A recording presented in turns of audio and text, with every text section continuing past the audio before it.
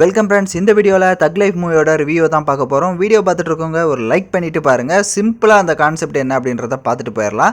So நம்ம கமல் அவர்கள் வந்துட்டு ஒரு பெரிய கேங்ஸ்டராக இருக்கார். ஒரு இன்சிடெண்ட்டில் வந்துட்டு சிம்புவே வந்து கமலை காப்பாற்றுற மாதிரி நடக்குது. அதுக்கப்புறம் கமல் அவர்கள் வந்துட்டு நானே எடுத்து இவனை வளர்க்குறேன் அப்படின்னு சொல்லிட்டு வளர்க்க ஸ்டார்ட் பண்ணுறாரு. ஸோ அதுக்கப்புறம் ஒரு பெரிய ஆளானதுக்கப்புறம் பார்த்தீங்கன்னா சிம்பு அவர்கள் நான் அந்த இடத்துக்கு போகிறேன் அப்படின்னு சொல்லிட்டு அவர் ஒரு கொள்கையோடு இருக்கார்.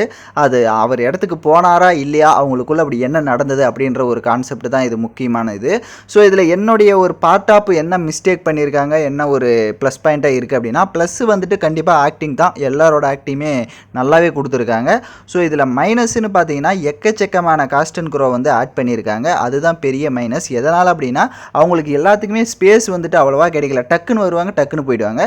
ஸோ வாமா மின்னல் அப்படின்ற கான்செப்ட் மாதிரி இருந்துச்சு. ஸோ அது வந்து கொஞ்சம் குறைச்சிருக்கலாம். ஆட்களை எல்லாமே கொஞ்சம் குறைச்சி வச்சுருந்தாலே படம் கொஞ்சம் நல்லா இருந்திருக்கும். ஸோ அது மட்டும் இல்லாமல் பார்த்தீங்கன்னா நம்ம திரிஷாவோட கேரக்டராக இருக்கட்டும், எல்லாத்தையுமே வந்துட்டு ஒரு அளவுக்கு போரிங் மாதிரி ஒரு ஸ்லோவாக போகிற மாதிரியே இருக்குது எனக்கு. ஸோ அந்த மாதிரி தான் ஒரு ஆக்ஷன் படமாக எடுக்கணும் மணிரத்னம் அவர் அப்படின்ற ஒரு ஜானரில் வந்தார். ஆனால் அது ஒர்க் ஆகலை என்னை பொறுத்தவரையில். அடுத்ததாக சாங்கு. ஸோ ஏஆர் ரகுமானும் பார்த்தீங்க அப்படின்னா இந்த இடத்துல கொஞ்சம் ஒரு மாதிரி ஆகிட்டாருன்னு நினைக்கிறேன். ஏன்னா அந்தளவுக்கு ஒர்க் ஆகலை சாங்குமே வந்துட்டு. ஸோ மற்றபடி எந்த ஒரு குறையும் இல்லை படத்தில்.